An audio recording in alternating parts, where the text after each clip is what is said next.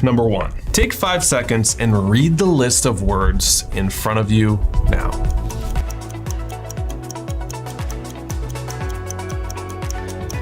Got it? We good? Okay. Now, which of these words was not on the list? For like most, it's obvious. Gasoline. But there's another word that also wasn't on the list. That one, sleep.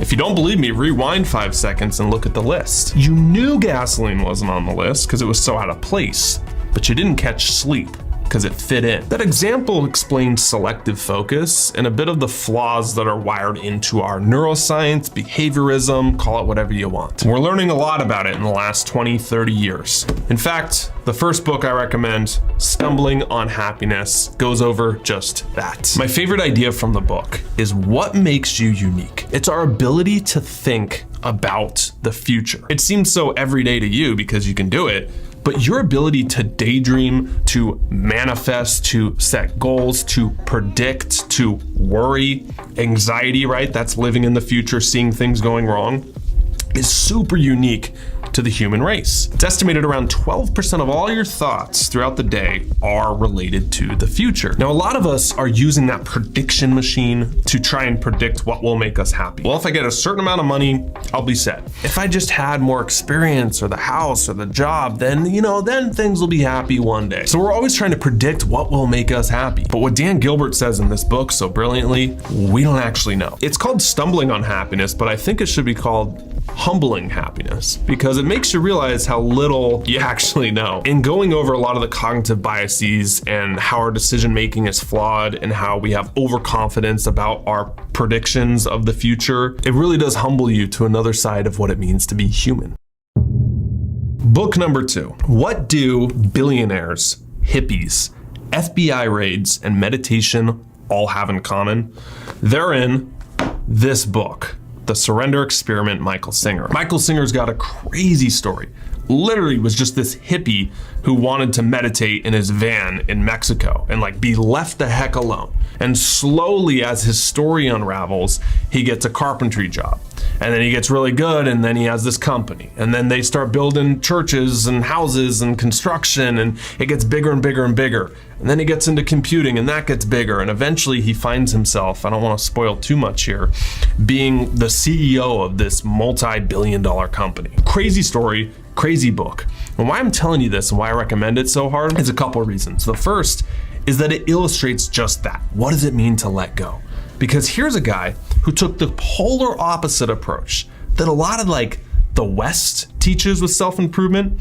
Set goals, work your face off, hustle and grind, sacrifice the best years of your life for a future outcome. But then there's the whole more esoteric Eastern approach, which is just be in the present moment. Allow things to come to you. Don't be too attached. Let the universe, if you believe this, let the universe unfold with you and guide you. Have intentions, but don't force things. Because to the degree you force things, it's like having a breeze on a hot summer day flowing through your house. You want it to last forever. You shut all the doors and all the windows and it kills the breeze of what you love. That's the approach that this book talks about. And so this book really turned my beliefs in my 20s on my head, because I had been operating, if you know my story, from that force energy for such a long time. That was all I knew. And then as soon as I got into my 30s, I moved to Arizona. I started experimenting with some more of this letting go Eastern approach to things. And I got a whole new batch of results. And neither is better. I do believe you need both. This book really emphasizes what it looks like to let go, to tap into that new camp. The last note on this, I would highly recommend you get the Audible version because he's reading it. And it feels like a mini course or a deep dive that's 10 hours long. I put that on. I went on a lot of walks. I think I finished it in a week throughout just walking up and down my golf course. Get your 10,000 steps in and learn what it means to let go. Okay, this next book, bit of a funny story. It was a book I read in college and it blew my mind. When someone connects the dots of sporadic areas in your mind and it feels like, oh, I understand this now. Like, yes. Well, this book did it for me in relationships. I started being like, well, everyone needs this book. You get a copy, you get a copy, you get a copy. So I was giving them out to like my friends, my family, to people I didn't really even know that well because it helped me so much. And one of the people I gave it to, dude, it was a good book, but there were some chapters at the end, like, are you sure you really liked it? Because it talked about ejaculating up the spine. And I was like, dude, that was my favorite chapter. I promise to never do that again. This book, Way of the Superior Man. Superior man doesn't mean above others. It doesn't mean above women. It means the most superior version of yourself. Even man is a bit of a misleading word because it talks about masculine and feminine energies, which every single person has. There's men with a very strong feminine energy and a very weaker masculine energy. And there's women with a very strong masculine energy and a very weak feminine energy. In general, what this book talks about is you have both. Men typically have a very strong masculine, so they operate with a certain set of parameters, rules, thoughts, and women see things through the feminine energy, which is a very different worldview. The way to understand your woman is not necessarily through the masculine frame. That's gonna cause a lot of issues, problems,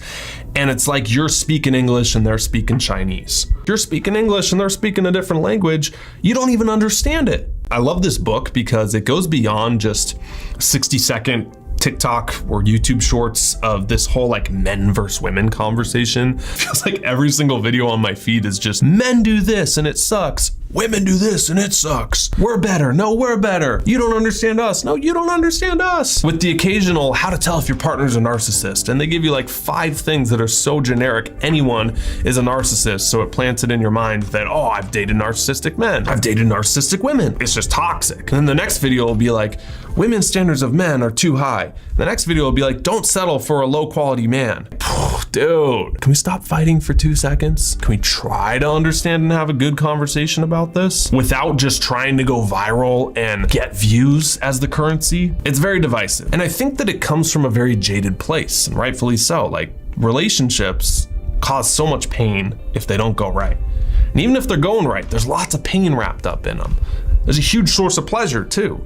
Some of the most pleasure you'll get in your life comes from relationships, and also the other side of the coin, so much of the pain comes from relationships. A lot of people internalize that, they get jaded, and they fall into these extreme echo chambers of people telling them what they want to hear. And I think the one thing we want on both sides is for us to make a list of who we want, and then to become that list. Literally writing down like 10 things you want in a partner, and be that. I say it in every video, but stop trying to look for the right person and start focusing on becoming the right person. And I love that frame, and that's why I'm such a fan of this self-improvement and self-healing work and what we talk about here on this channel, and why, you know, you're watching these videos. I have so much respect for you, because that is some of the best relationship advice out there, is to be the best version of yourself, because that's who you're gonna attract. Tens attract tens. When you raise yourself up to a level 10 person emotionally, spiritually, financially, watch that person start to come into your life that's way better. All right, relationship talk over. Book number 4. We talked about love, talked about happiness. Let's talk about money. Some moolah, baby. This book is all about Bitcoin and reading charts. Here's a book on tax evasion. In all seriousness, what makes someone good with money? You might be tempted to say having a lot of money, or having a high-paying job so you have money to invest. Generational wealth. Not denying that those can help, but those play a smaller role than you think. The biggest role that this book argues in your financial future, how you behave. This book got a ton of praise when it came out. It was a breath of fresh air in the finance space, and I read a lot of financial books, and I love that area a lot. A lot of the books just are very logical, like, oh, well, you have $100, you need 7% here, 10% here, 30% is yours, and 50, you know. It's just like, it's a spreadsheet download. There's no emotion or stories behind it, and so I think this book is very easy to digest, very easy to read. It's fun to read, and there were some points that stuck with me. What really stuck with me, and my favorite idea, is this story right here. It's on Ronald James Reed.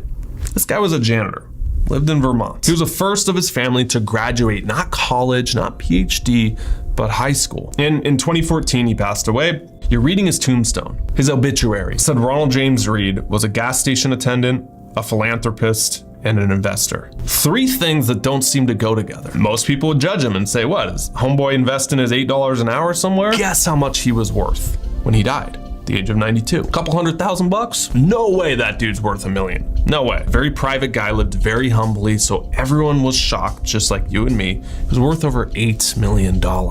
Left it to his kids in his local hospital. Pretty impressive. Most people are like, what was his secret? How many lotteries did he win? How many crypto shit coins did he get in on the ground floor and pump and dump? The answer was super boring, but again, it's all about behaviorism. He invested in blue chip stocks, publicly traded companies, he held them, and he waited for decades. About as boring as you can get. No trust funds, no generational wealth, no high-paying job, literally the same resources that every single person has access to. A good example of behaviorism and where we have misplaced priorities, lottery tickets. You know, the US spend more on the lottery than books, movies, video games combined. The sad part is that it's mostly lower class people in America who buy them.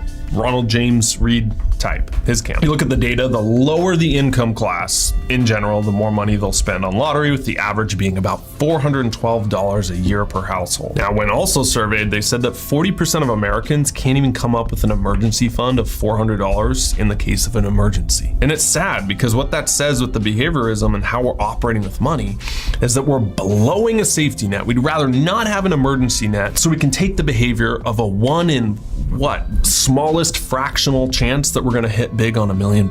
Yes, there's education to it. Yes, there's other factors, but the biggest underlier is behavior. So if you can learn and educate yourself on the behaviors, on the psychology of money, guess what? You're gonna be more amped to take those actions. Like Ronald James Reed, who grew up in that camp that was a lot of ticket camp, educated himself and started investing in blue chip stocks, was worth over $8 million when he died at 92.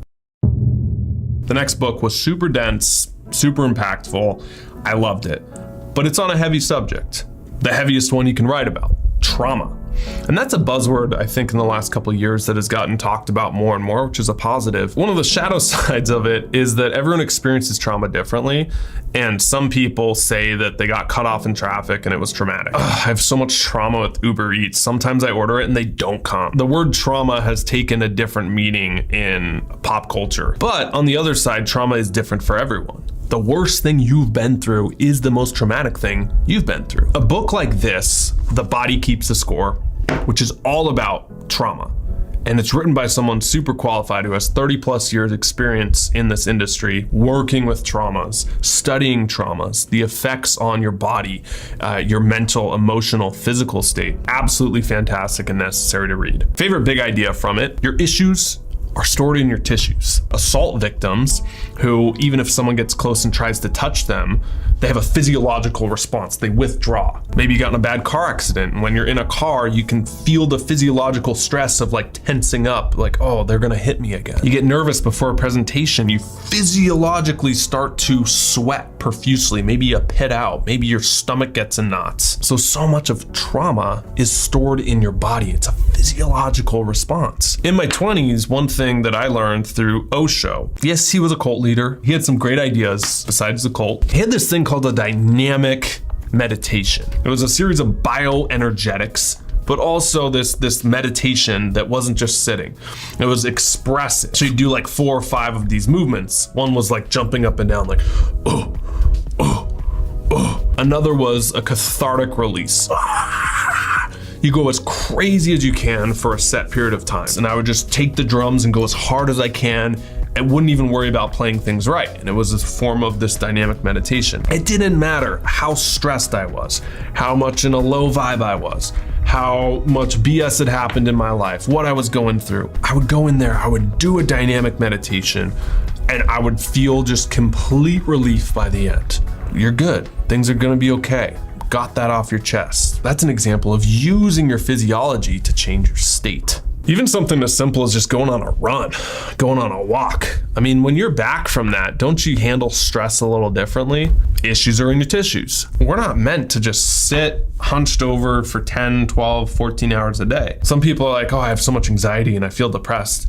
And then you look at their lifestyle and it's like, well, do you exercise? No. Well, when was the last time you like got out and moved and stretched and went on a run? I don't know. I don't really work out. I don't got energy for it. And that was something I realized, is that you don't need energy to work out. You get energy from working out, from movement. Flipping that from, oh, I don't have energy to work out, to no, I get energy through working out. And the times I don't feel like it, as soon as I'm done, I never regret doing it and I feel 10 times better.